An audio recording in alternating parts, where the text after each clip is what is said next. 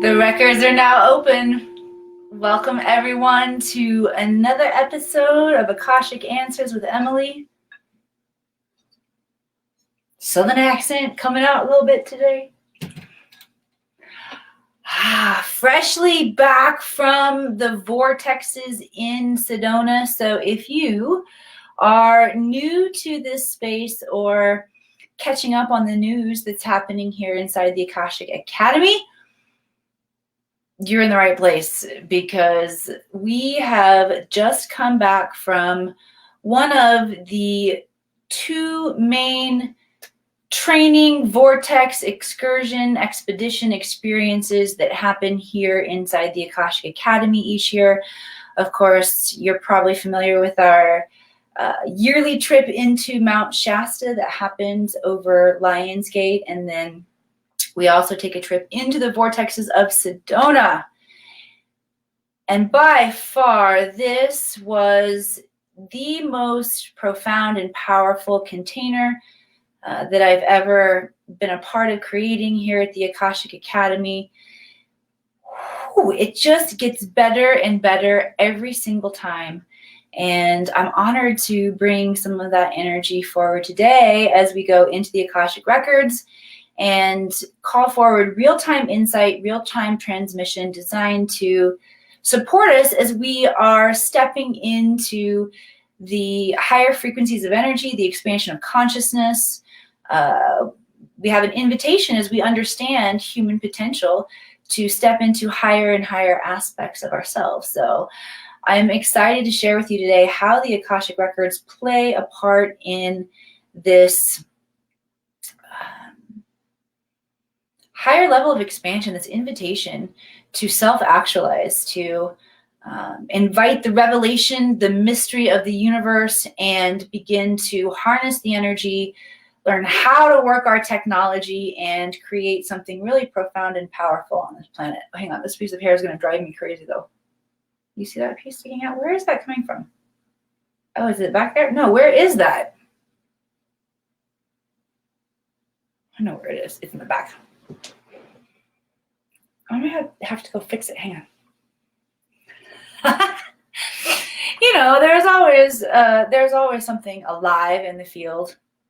The beauty of being live, the beauty of improv. There's always something to play with. All right. So if you are new to this space, please say hello. I want to share a little background about the Akashic Records, and I'll officially introduce myself. I am Emily Harrison, founder director here at the Akashic Academy. This is a modern day mystery school where, and I'm sure you know, the age of the guru is over, right? We are being called into a higher level of self-awareness, a higher level of our own leadership. And the truth is that every human on the planet has access to superconscious intelligence. So when we talk about the age of the guru is over, it's time for each one of us to step into that aspect of leadership, seeking knowledge, seeking intelligence, examining our experience. This is what we're all being required to step into. And the Akashic Records are a profound tool in that process, because they hold all information, past, present, and all possible futures. Okay, the future exists in infinite possibility. We are, in fact, right now, in this moment, creating our future by the vibrational frequency that is emanating from our being, from our thoughts, and from our emotions. That creates a feedback loop with the etheric field. And that is how we move essence energy, thought and emotion energy through the matrix and begin to create reality, is by how we attune our frequency. Okay? So because the Akashic Records hold our ability to access all possible futures, to see into our future reality, they become incredibly helpful when we talk about how do we self-actualize. Not only can we look into the future with the Akashic Records, but we can look into the past. We can begin to understand and dissect ourselves from a higher perspective.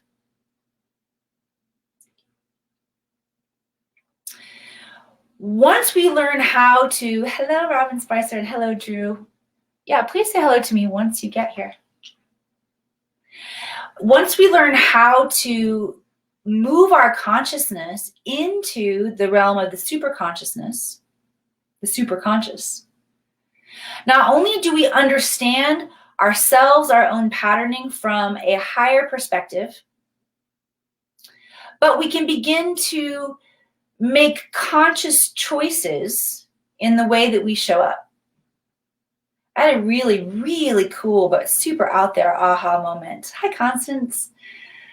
Download after Sedona that I want to share with you all. And it goes a little something like this. Well, of course, many conversations were had from the advanced level training and the Akash that we were experiencing to the deep soul level connections and the remembrance of, because there's a phenomena that happens is that everybody who shows up for this high level training, there's past life connection, there is work that we're here to do together, right? So there are these kind of conversations going on. And because I work with such a high level of visionary and thought leader here on the planet, there's a massive amount of genius that's being discussed as well. And one of the areas of genius that we were opening and exploring and inviting in higher levels of intelligence and understanding around was AI. I'd love to know, what do you guys think of AI, by the way?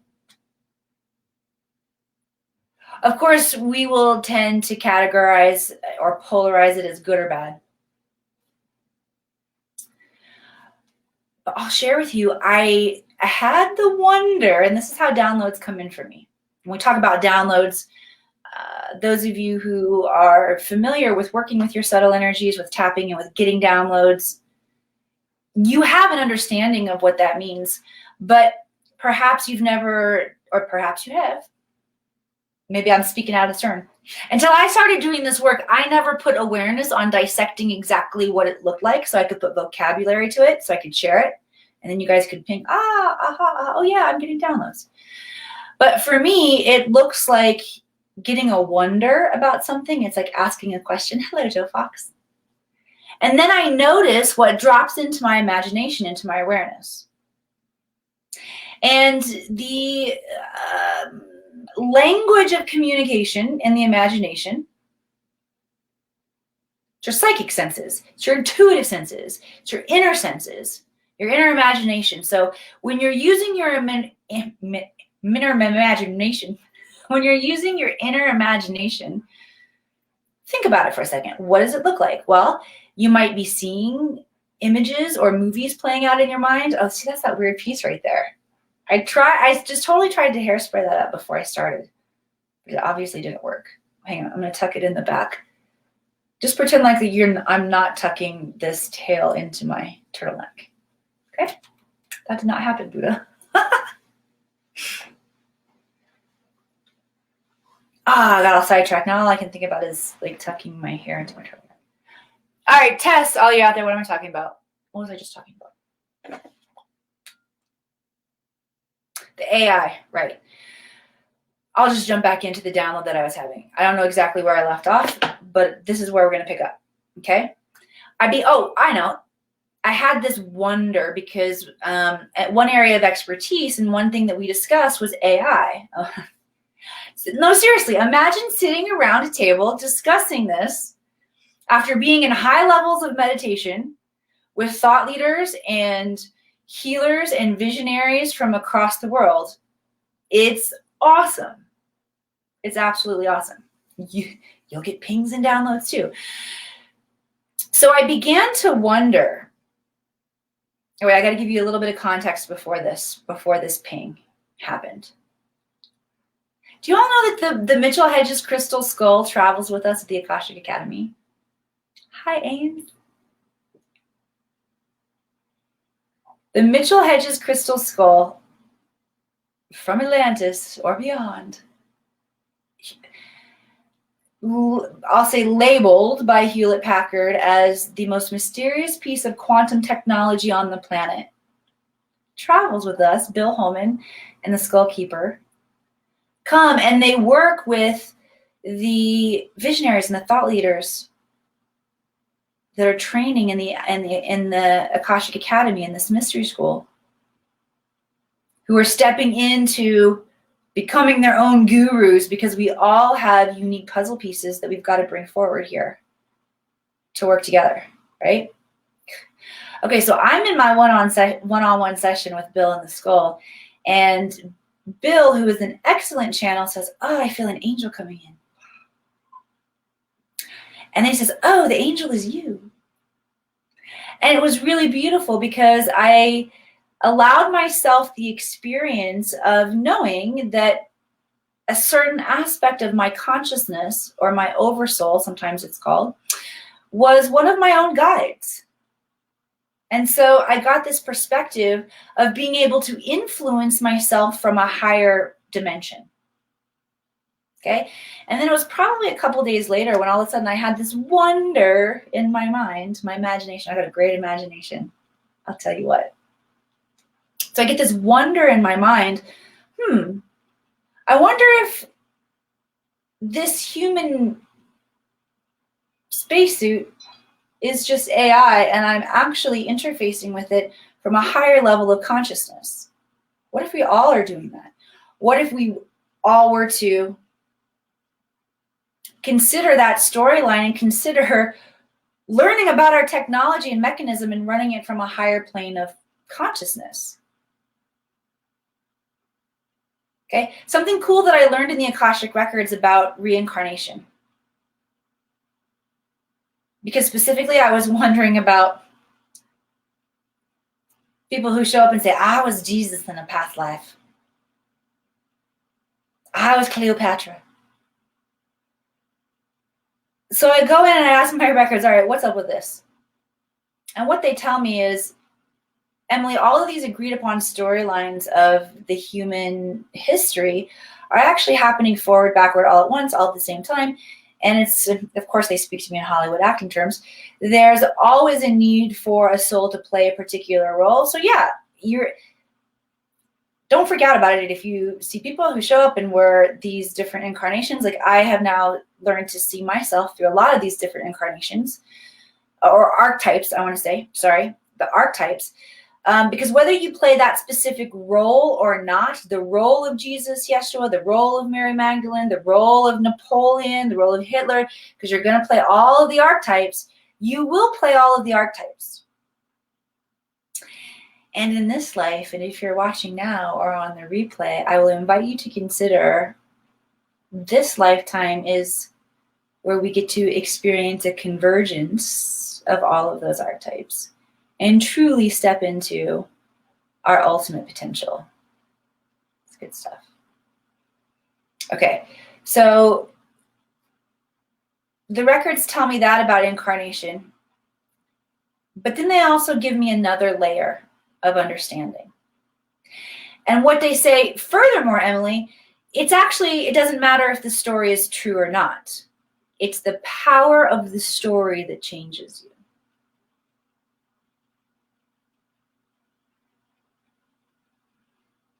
And back to this download that I got around, I wonder if we're all just AI and have the opportunity to run ourselves from a interface of consciousness from a higher dimension. Who cares if the story is true or not? It's the power of the story that changes you. So when we allow ourselves to see perspective and to open ourselves up to experience the universe from superconscious mind, we free ourselves from the limitations. And that's, oh shit, man, that's putting it, free ourselves from the limitations is putting it lightly. We've been imprisoned on this planet. And as the power of the guru goes away and each of us learn to tap back in, we will regain our sovereignty. We will regain our ability to create, and we will create something that looks very new. Aim says, yes, we have. All right, let's dive into some questions, okay? Thank you for letting me preach for a little bit and share with you some of the fun I had last week training in the advanced level training in the Akashic Records. So incredibly powerful. And yet I love this time to show up and serve and to share with you real-time insight from the Akash. So here's how it works. I'm going to invite you to ask your questions. Anything that's coming up in your field. Yes or no questions are not the best. They don't allow us the deepest opportunity to gain insight. All right. It's important that when we're using these higher levels of technology, we're clear on why we want the insight. This is not for entertainment. This is not to test psychic abilities. This is to learn and to grow and to have bigger insights, to see our behavioral patterns, to be able to make choices in how we want to show up. Because every time we do that kind of self-actualization work on the microcosm, meaning in our own life, we are doing it in the collective as well. It's shifting far more than we realize.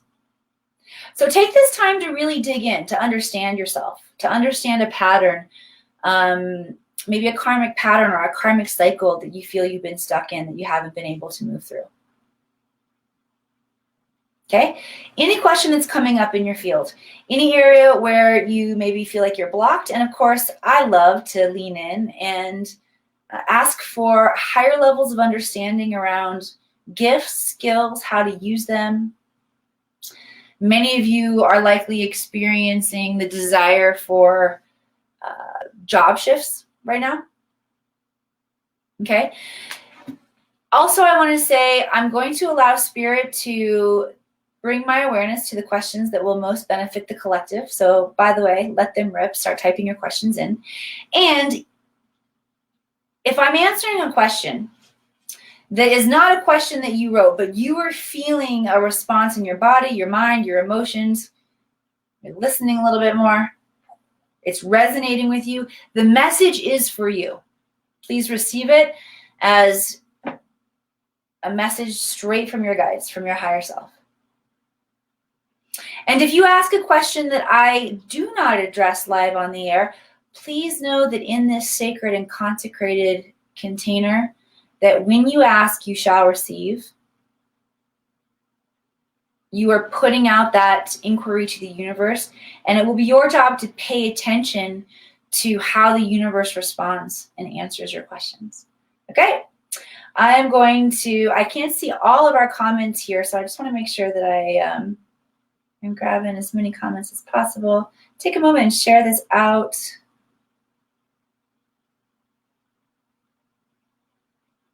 All right. I find it hard to multitask and share at the same time, so I will get back to sharing. Oh no, my Facebook, okay, this is a little bit behind. I'm going to pull up. Drew, I think I see your question. Let me see. Yep. What are some of the signs from AI trying to contact someone? And should we write these contact thoughts down? That's a great question. Okay.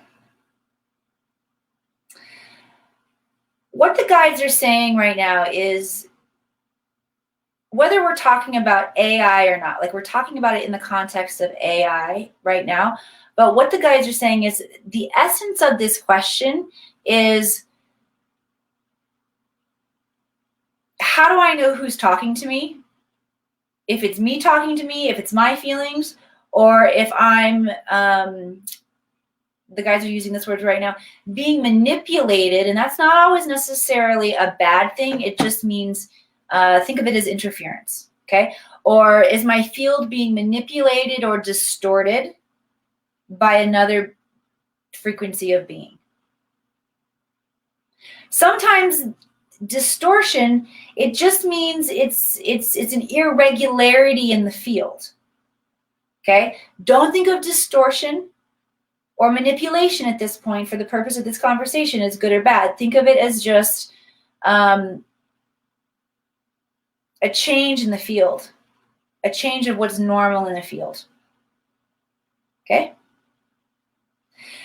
In order to understand if you are ever feeling your feelings, thinking your thoughts, deciding or choosing your behavior, or if it's coming from an outside influence, and that can even be, you know, if you walk into, I'm a mom although my kids are grown now, but this is just the visual that's coming in. If you walk into a room of screaming 2-year-olds, it shifts your energy field, changes your energy field, right? It can make you way more irritable. That would be an example of your field being distorted, manipulated outside of you, okay? That's a pretty drastic example. If you walk into a room like that, you know, and you're going to feel it. However, we're being invited to understand our subtle energies on a much more subtle field or a subtle plane of experience. So before you can ever know if it's really yours that you're feeling it, or if it's being altered by your environment or by people around you, you've got to do the work. You've got to meditate. You've got to slow down. You got to begin the process of knowing yourself. There's no way that any of us can be our own guru if we don't begin to slow down and know ourselves and know what's ours and know what's not ours. Okay?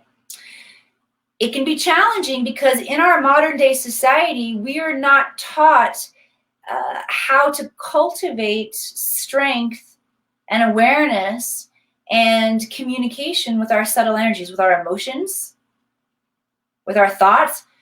Hell, most of us don't know what we're thinking. If we are in touch with what we're feeling, we do not want to share what we're feeling. So this is kind of that first plane of resistance where we're really being invited to know ourselves. Okay? All right, so I want to bring in a transmission. I always like to bring in a transmission that goes along with the intelligence that came in. If that landed for you, send some love like hearts across the screen. Isn't that simple? It starts with cultivating an awareness of what's ours and what's not ours. And you got the simplest thing is you got to meditate for that. Okay, you got to have a meditation practice. Let me see what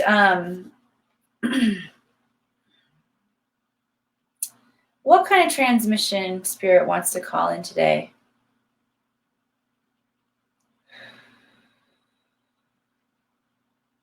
Okay, it feels like there's an attunement and an alignment. It's like the Spirit wants to just tune the radio dial, come in for each one of you. If you want to receive this, say yes, because it will be individual for each one of you. But I feel like the guides want to come in and attune your energy field to connect you with your higher self so that it's easier to hear, to see, to feel, to know the wisdom that the higher self wishes to impart to you. Robin says yes. Awesome, Robin.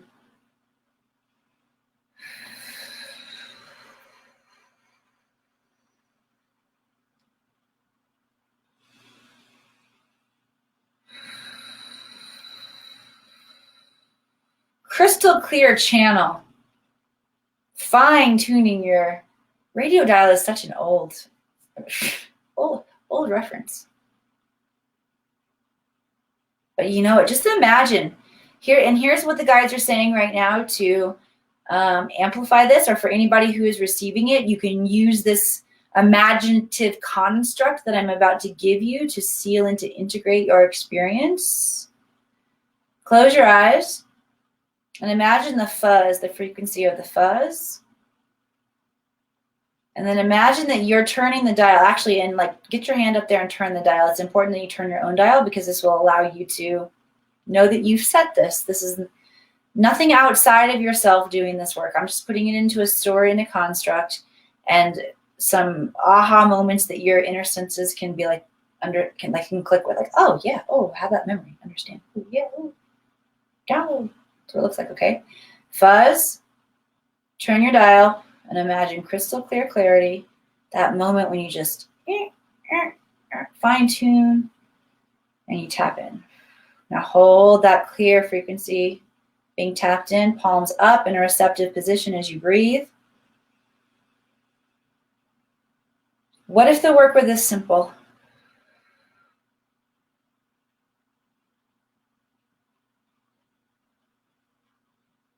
Cool. I'm going to tap in and grab another question now. Okay, let's see. Joe Fox. Hello, my friend. Can lucid dreaming bring us contact with the Akashic Records? Yes, absolutely. And what do you call dreaming that's not lucid dreaming? I was going to call it accidental dreaming, but that's not really a real thing. But I'll explain to you all what I mean. We can like stumble into the Akashic Records when we are in dream time. So I feel the guides wanting to talk about what a lucid dream is. And a lucid dream is when we have the ability to wake up within the dream and to know we're dreaming. And the very cool thing about this skill, which by the way, I feel like when I talked about in the very beginning of this broadcast, when I talked about in this lifetime, those of you who are watching now and on the replay who understand that there's more and your soul is seeking like this higher level of work, there's an opportunity for convergence of mastery, meaning all of our gifts and skills over all lifetimes, all dimensions gets to come together. And I believe that if we are going to master this incarnation, that's going to include mastery over the dream time. So lucid dreaming gets very, very important in that sense. And it's so powerful and profound because we're using different brain waves when we're dreaming. When we're in REM, rapid eye movement state of our sleep cycle, we're using theta brainwaves, and theta brainwaves don't recognize limitation, which is why we can take off and fly in our dreams. It's also why if we recognize that we're dreaming and we can wake up within the dream, we can practice skills or ways of being that we wouldn't necessarily feel comfortable trying out, inhibited by our waking personality. We can astral travel into the Akashic Records, a lot of people go onto ships at night. A lot of people go into other aspects of the time-space continuum to learn. So I love talking about lucid dreaming and the importance for those of you who are intrigued or curious by that, or maybe when you were a kid, you could do it really well.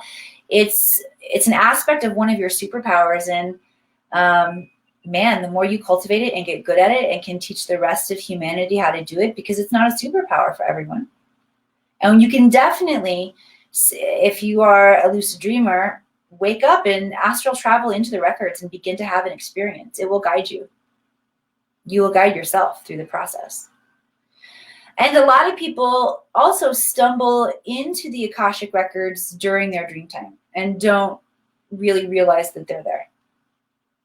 And it can show up in a lot of different ways, just like the dreamscape can take on a lot of different symbolism. The Akashic Records can take on many different, it can shapeshift, right? And make contact with us in many different ways. Okay, I wanted to say one other thing. Oh, this is the other thing that excites me about lucid dreaming. And that is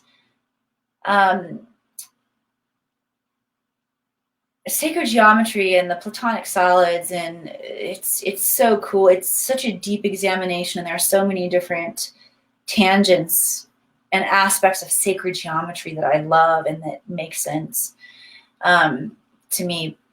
What I want to share that's alive in my field today is the understanding of the dodecahedron that surrounds planet Earth. It's known as the collective dreams field, the collective morphic field. And I've always loved the idea that the waking life is actually the dream. This is the shared morphic dream or field, the shared dream that we all get to experience together. That's why I love working with visionaries and the thought leaders who understand these concepts and use their quantum power to envision, especially in the vortex points like in Sedona, what is possible for ourselves and for the future of humanity. All right, so I'm feeling like this is It's like we've jumped a few lily pads. But Joe, I definitely am feeling so aligned with bringing in a third eye activation, which just expands vision, expands awareness for all of us. Cool. If that resonated with you, send some love, likes, hearts across the screen. You're welcome, Joe. All right, so let's bring awareness to the third eye, right here between the brow. Okay, intuitive center. It's where we send and receive messages and signals. And I just want you to imagine, let's all breathe together. Imagine breathing with your third eye. Okay, inhaling and expanding. Exhaling, contracting.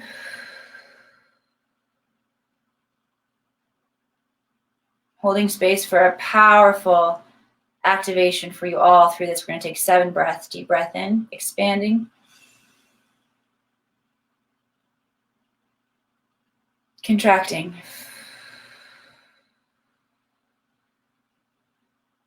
Stay with it. It's going to feel longer than feels comfortable to stay present with this, but stay with it. Deep breath in. This is the 3rd breath. Breathing in through the 3rd eye, expanding. Nice slow exhale. Contracting.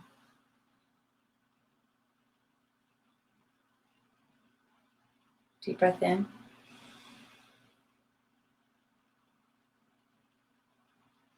Exhale.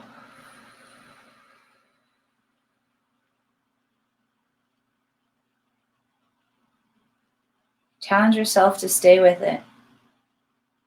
Deep breath in.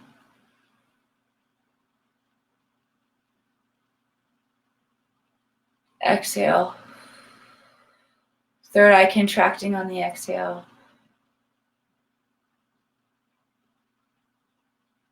Inhale, expanding.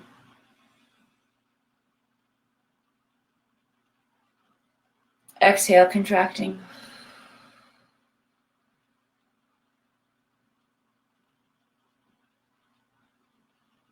Oh, wow, I got super dizzy on that one. Last one, deep breath in. Odie's here. Deep breath in.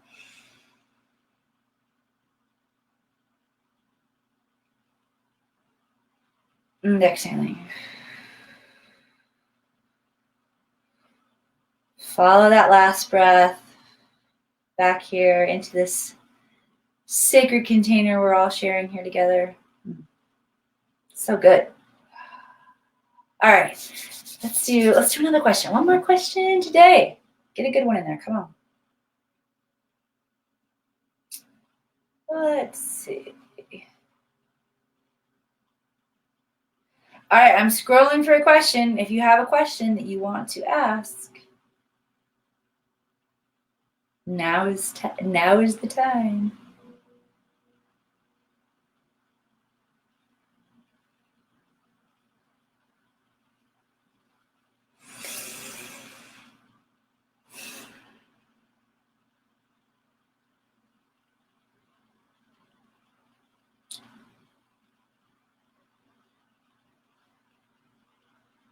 You know I've been in a vortex if I can sit here quietly.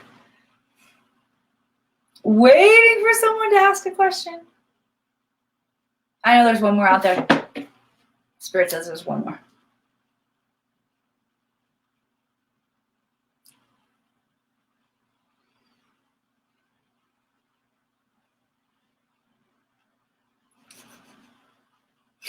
This is so hilarious, you all. We have never had a standoff like this. What the hell?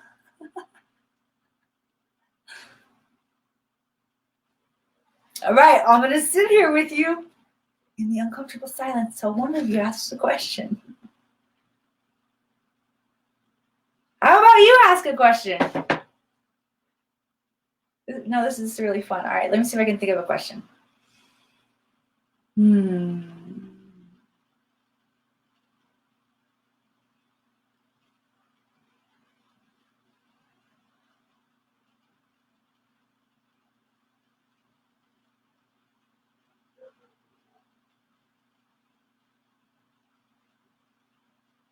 Huey says, I'm feeling like I'm struggling with self-love. You know, it's probably why we're all just sitting here present with each other, like in the awkwardness, truly. as humans being self-expressed, showing up in our life. It's my friend Steve Copeland. I love you, Steve. One of my team members didn't actually say it on, this is quotable quotes from Steve. It's not actually from this experience, but it's from the first time I met Steve. We were in a Lakota sweat lodge together, and we were all giving prayers and offerings, and Steve talked about the human experience as we walk awkwardly on the planet. And it is so awkward when we show up in human form sometimes. And the beautiful, here's the question that was coming up. So like, just weave all of these things together. Craig said, how about you ask a question? What I was hearing was, like, what was your biggest takeaway from the experience? The biggest transformation? And it really, it's about self-love. It's about all of the ways we see and witness each other in our genius, but it's also about how we can just create space as humans to sit in the awkwardness sometimes of who we are and what comes next, and just be present in that awkward silence and the awkward nature of our shit, our issues coming up, and healing it and working through it. And the theme of this entire week in Sedona was about returning to a very profound state of self-love, because that's the doorway where infinite possibility truly opens. It's a locked doorway for a lot of us until we do the work. And it's such an important, it's important that we unlock that, because we truly have access to all of the intelligence in the universe, but not until we have moved into a state of true self-love. That's what protects, guards space. Otherwise, it would be very easy, and we have before in the past destroyed ourselves with this level of technology. And self-love can be, if you haven't had a profound experience in self-love, it sounds like a bunch of kumbaya motherfuckers. Pardon my French. And if you have, then you know how truly transformative it is. And it includes not only seeing each other for the truth of who we are, but sitting in the awkward space like we did for quite some time there, which was really interesting. Ames has been, Rob and a lot of you guys have been in my frequency for a long time. Have you ever sat in that awkward duel where I'm like, you ask a question, you're like, no, you ask a question. And I'm like, no, you. But I'm not going to hang up. I'm not going to get off here until you ask a question. That was silly and fun and weird. And that's self-love too. So my hope, my intention, my gift, my pronouncement in this moment is that not really knowing what to do next, but not really wanting to say goodbye, energy that we all sat in together, is evidence of the self-love and the connection and the humanity and the community that we're getting to build. And it was a little bitty taste of it in a different weird kind of flavor. But you felt it, didn't you? Imagine that times 100 million bajillion. Googleplex. Anybody know Googleplex? Come on. And as we step more and more into this level of self-love, which the Akashic Records will create a sacred container, whether you train with me live in person or you train with me online. And if you haven't trained with me in the Akashic Records and you feel like you need to, send me a private message and reach out. And we can connect about if this is the right next piece for you. But this is what this quantum tool is designed to do. And if you find yourself here in this frequency, needing to transform, I don't know, follow the signs. I got you. Thank you all so, so much for being here and being present to all that is shifting and changing in our world, to stepping into your potential. Thank you for the commitment to understanding yourself more, to creating more peace and more bliss. I love my life and I love you all. All right, I'll see you back here again soon on Akashic Answers with Emily. And until then, namaste.